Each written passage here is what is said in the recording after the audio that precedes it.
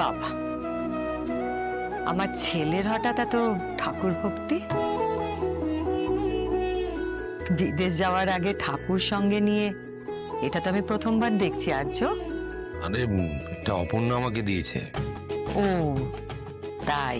আরে এটা অপর্ণা গনু মামা, গনু দাদা। অপর্ণা সারাক্ষণ এটাকে ডেস্কে রাখে আর কি যেন ওনার সঙ্গে বক বক করে, বুঝতে পারি না। বাবা, আজকাল এরকম মেয়েও পাওয়া যায়? হয় মা, আমি বলেছিলাম না অপর্ণা সবার থেকে আলাদা, একদম আলাদা। সেই জন্যই তো আমি ওই মেয়েটির সঙ্গে দেখা করতে চাইছি। বাই দ্য ওয়ে, সে তোমাকে গণেশের মূর্তিটা দিল কেন? তারও তো তোমার সঙ্গে বিদেশ যাওয়ার কথা। না, সে যাচ্ছে না। যাচ্ছে না? যাচ্ছে না কেন? কি হয়েছে? হ্যাঁ, আসলে অপর্ণার ফাইনাল পরীক্ষা, বাবা এসেছিলেন আমার কাছে, বললেন পরীক্ষা না দিলে 1 বছর নষ্ট হবে। আমিও ভেবে দেখলাম উনি ঠিকই বলছেন। বাহ, তার মানে পরিবারও ভালো।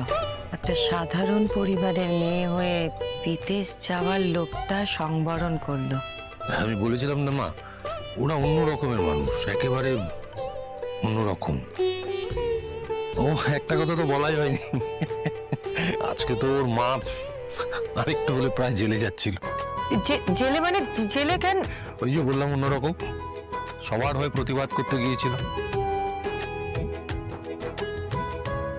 আপনার মা গেছিল কর্পোরেশন অফিসে, সেখানে গিয়ে ঝামেলায় জড়িয়ে পড়ে এবং সেটা পুলিশ কেস হয় এবং তারপরে পুলিশ এসে অ্যারেস্ট করে থানাতে নিয়ে যায়। এসব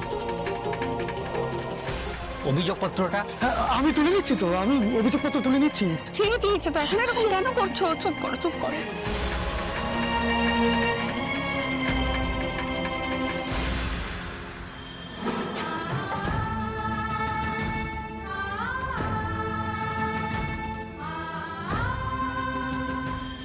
সেদিন মন্দিরে যে মেয়েটাকে দেখলাম, ঠিক যেন তোমার বলা অপর্ণার মতোই। আর ভৈরবী মা তো আমাকে বলেইছেন যে এই বাড়িতে খুব শীঘ্রই কেউ আসছে, এই বাড়ির লক্ষ্মী আসছে।